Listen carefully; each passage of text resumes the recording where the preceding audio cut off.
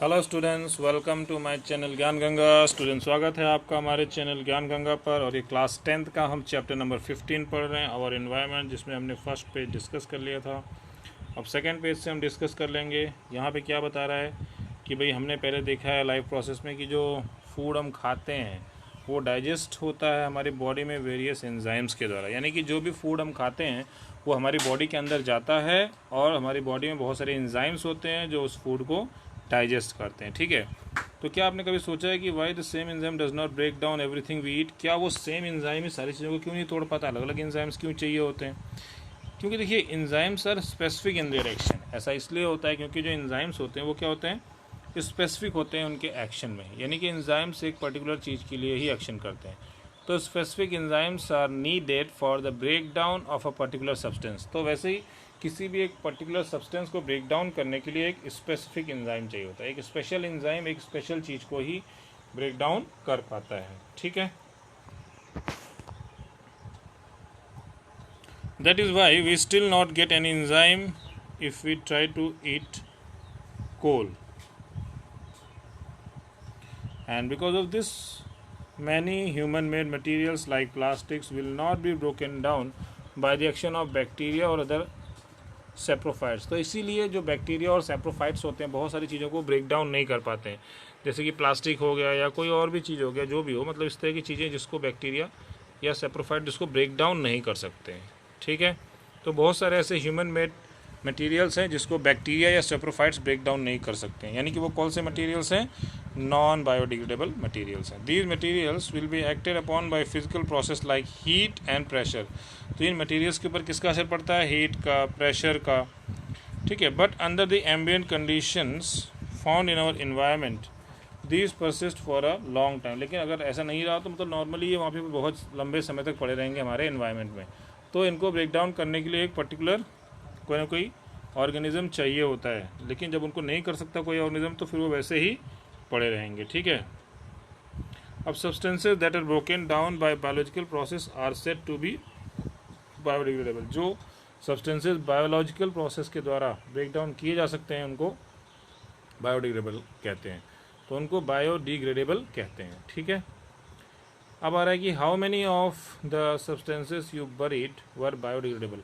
अब वही पूछ रहा है कि भाई आपने जो सब्सटेंसेस कुछ बरीड किए थे, कुछ गाड़े थे ज़मीन में या मिट्टी में, तो कितने उसमें बायोडिग्रेडेबल थे, कितने नॉन बायोडिग्रेडेबल थे, वो आपको जानना था, समझना था। वो तो आपको पहले बता चुका हूँ। तो सब्सटेंसेस जो कि ब्रेक डाउन नहीं होते हैं इस तरह से, उनको हम नॉन बायोडिग्रेडेबल बोलते हैं। ठीक है, these substances may be inert. वो सब्सटेंसेज इनर्ट हो सकते हैं and simply persist in the environment, और वो इन्वायरमेंट में रह सकते हैं फॉर अ लॉन्ग टाइम के लिए, और may harm the various members of the ecosystem. तो अगर मान लीजिए वो चीज़ें बायोडिग्रेडेबल नहीं हैं तो वो इन्वायरमेंट में प्रेजेंट रहेंगी, तो वो क्या करेंगी? तो जो इकोसिस्टम के अलग अलग मेंबर्स हैं उनको ये नुकसान पहुंचाएंगे। ठीक है, ये हो गया।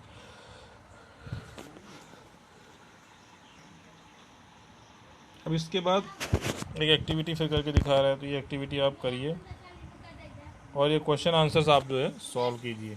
तो आपको ये ध्यान में रखना है कि भाई जो भी आप चीज़ रीड कर रहे हैं, जो भी चीज़ पढ़ रहे हैं, समझ रहे हैं, जो वीडियोस लेक्चर आप सुन रहे हैं, उसके बेसिस पर ही आपको ये क्वेश्चन आंसर्स सॉल्व करने हैं। ठीक है, तो इसके बाद देखिए नेक्स्ट टॉपिक हमारा आ रहा है। तो इससे पहले जो क्वेश्चन हैं इनको आप सॉल्व कीजिए। कोई क्वेश्चन ना समझ में आए तो you can ask those questions and I will answer you the questions. Okay, so now next topic we have ecosystem.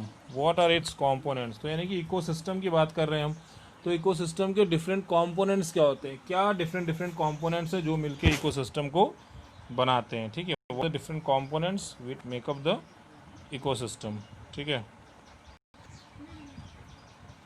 देखिए यहाँ पे देखिए all organisms such as plants, animals, micro organisms and human beings as well as the physical surrounding interact with each other and maintain a balance in nature। सारी चीज़ें जो है आपस में एक दूसरे से interact करती हैं। ठीक है, चाहे प्लांट्स हो, चाहे एनिमल्स हो, चाहे माइक्रो ऑर्गेनिजम्स हो, चाहे ह्यूमन बींग्स हो, और जो इनकी फिजिकल सराउंडिंग होती है, जैसे आस पड़ोस जो होता है, पेड़ पौधे, मिट्टी, हवा, पानी, जो कुछ भी है, ये सब आपस में इंटरेक्ट करते हैं और एक बैलेंस बना के चलते हैं, एक मतलब संतुलन बना के चलते हैं। ठीक है, all the interacting organisms in an area together with the non-living constitute the environment form an ecosystem। तो जितनी भी चीज़ें हैं जो इंटरेक्टिंग चीज़ें हैं, all the interacting organisms together with non living constituents, यानी कि लिविंग और नॉन लिविंग दोनों जब मिल के एक दूसरे के साथ इंटरेक्ट कर रहे हैं और एक एरिया में रह रहे हैं, तो उस पर्टिकुलर एरिया में, उस पर्टिकुलर इन्वायरमेंट में किसको निर्माण कर रहे हैं, ये इकोसिस्टम का। तो इकोसिस्टम किससे मिलके बना है, लिविंग और नॉन लिविंग से, जो कि आपस में एक दूसरे से इंटरेक्ट करते हैं। ठीक है, तो इकोसिस्टम किससे बना हुआ है, लिविंग और नॉन लिविंग से मिलके बना है, जो आपस में एक दूसरे के साथ इंटरेक्ट करते हैं। ठीक, Thus an ecosystem consists of biotic components, biotic मतलब जो लिविंग है, comprising living organisms and abiotic components यानी कि नॉन लिविंग components। तो abiotic मतलब होता है नॉन लिविंग और बायोटिक मतलब होता है लिविंग। तो बायोटिक और एबायोटिक कंपोनेंट्स से मिलकर के इकोसिस्टम बना होता है। ठीक है, अब जैसे जो एबायोटिक कंपोनेंट्स है, नॉन लिविंग कंपोनेंट्स है, वो कौन से हैं, फिजिकल फैक्टर जैसे कि temperature, rainfall, wind, soil and minerals, ये सारी चीज़ें मिल करके, और बायोटिक कंपोनेंट्स यानी कि लिविंग और नॉन लिविंग, यानी कि लिविंग और नॉन लिविंग दोनों मिलके ही इकोसिस्टम को बनाते हैं। For example, if you visit a garden you will find different plants. जैसे आप किसी गार्डन में जाते हैं तो आपको सारी चीज़ें मिलेंगी, अलग अलग तरह के पेड़ पौधे मिलेंगे, such as grasses, trees, flower bearing plant like rose, jasmine, sunflower, ये सारी चीज़ें वहाँ मिलेंगी। ठीक है, हाँ, and animals like frogs, insects, birds, ये सब मिलेंगे, यानी कि पेड़ पौधे, जानवर हो, चाहे पक्षी हो, चाहे मेंढक हो, चाहे चिड़िया हो, तो प्लांट्स और एनिमल्स सब आपको किसी भी एरिया में मिलेंगे।